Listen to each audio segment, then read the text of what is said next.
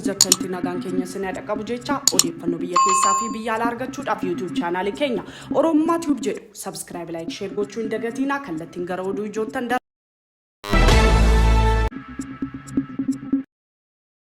itti gaafatama jaarmiyaa koongiresii federaalaa Oromoo kaafaa obbo Gurmeessaa Ayyaanoo turtii OMN waliin taasisaniin gaazexeessaan Abiraam walgahii muummichi ministeeraa paartii mormitoota waamerraa maaliif haftan jechuun yommuu gaafatu obbo Gurmeessaan gama isaaniitiin mariitti ni amanna dhaadannoo kaafaa'ooti waltajjii waamamni sun akka dhaabaattis ta'e akka sabaatti bu'aa inni buusu waan hin jirreef irraa hafni jechuun dubbatan. Mariin ajandaa barbaada irratti mari'atames hojiirra ooluu qaba. Dabalataan mariin siyaasaa marii paartiilee miti. Guyyoota muraasaaf daawwannaa misoomaa koriidarii fi kana hojjedhe jedhamee marii taasifame malee marii miti jechuun beeksisan. Obbo Gurmeessaan yommuu dubbatan mari'annee rakkoo jiru keessaa bahuu qabna jennee waamicha akka dhaabaatti taasisaa ture. Mariin sun ammoo uummata bakka hin bu'u waan ta'eef hafne. Itti dabaluunis ajandaa siyaasaa fi murnaa garaagaraadha. Ajandaa siyaasaa hawaasaati. Ajandaan hawaasaa ajandaa biyyaati. Tokkoonsaa fireem ta'ee deebiin argatu yoo ta'e bu'aa hin qabu jechuun dubbata. Sirni biyya kanaa ijaarama irratti rakkoo qaba. Gaafii uummata giddu galeessa godhachuurraa turtii aangoo giddu galeessa godhachuu irratti fayyadama jechuun dubbatan. Filannoo ilaalchisee obbo Gurmeessaan akka dubbatanitti filannoo gochuuf qophiidha. Sagaleedhaan aangoo arganna. Filannoo haqa qabeessaa fi hirmaachisummaa hin qabne keessa hirmaachuu hin barbaannu. Kanaaf filannoo isa darbeerraa hafne malee yeroo hundumaa filannoof qophiidha.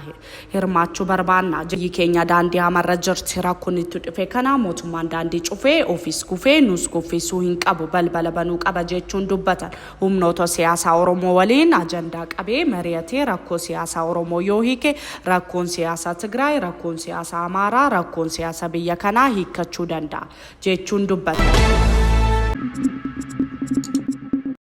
Odeeffannoo birootiin badhaasaa Hacaaluu Awwaard marsaa afuraffaa yaadannoo gooticha saba waxabajjii 22 bara 2017 irratti gaggeeffama. Faawundeeshiniin Hacaaluu Hundeessaa ibsa miidiyaaf kennee tureen qophii badhaasaa Hacaaluu marsaa afuraffaa fi yaadannoo waggaa 5ffaa wareegama gooticha saba Hacaaluu Hundeessaa irratti gaggeeffamuu xumuramuu beeksisee ture. Sirna badhaasicha waxabajjii 22 bara 2017 ni gaggeeffama. Badhaasichi dameelee garaagaraa 11 of keessatti kan hammate yoo ta'u isaanis albama waggaa, weellii waggaa, weellii aadaa, weellii ammayyaa, weellii saacimaa waggaa, weellistuu cimtuu waggaa fi akkasumas dameelee biiroo gurguddoo uummataaf bu'aa qabeessa ta'an ni dabalata. Badhaasichi qooda olaanaa aartii, aadaa fi eenyummaa Oromoo dagaagsuu keessatti gumaacha olaanaa godhaa ture. Akkasumas yaadannoo Hacaaluu Hundeessaa kan sirboota isaa fi qabsoo isaa biratti sabni Oromoo ofiin of baruuf onnachiise cimsuun itti fufee jiraachuu agarsiisa.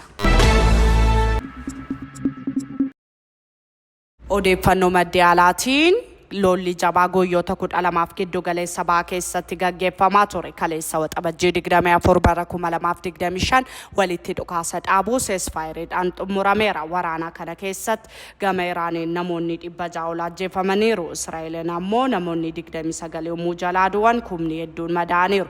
Qabeenyi hedduus manceera. Ameerikaan waraana keessa seentee buufata niwukilaara Iraan irratti haleellaa raawwatte. Iraanis deebii kennuun buufata waraana Ameerikaa kan Qatar keessa jiru irratti haleellaa gaggeessuun ishee ni yaadatama. Walitti dhukaasa dhaabuu ceasefire kanaaf qooda olaanaa kan taphate Pireezidaantii Ameerikaa Doonaald Tiraamp ta'uu gabaasni ni mirkaneessa. Garuu tasgabbii waaraa hin taane.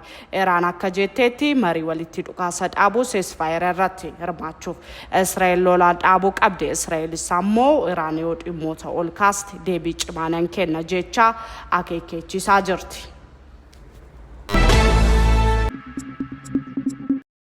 Nu dhaggeeffachaa waliin waan turtaniif guddaa galatooma isinan jecha odeeffannoo biyya keessaa fi biyya alaatiin amma walitti deebinutti nagaan nuuf tura.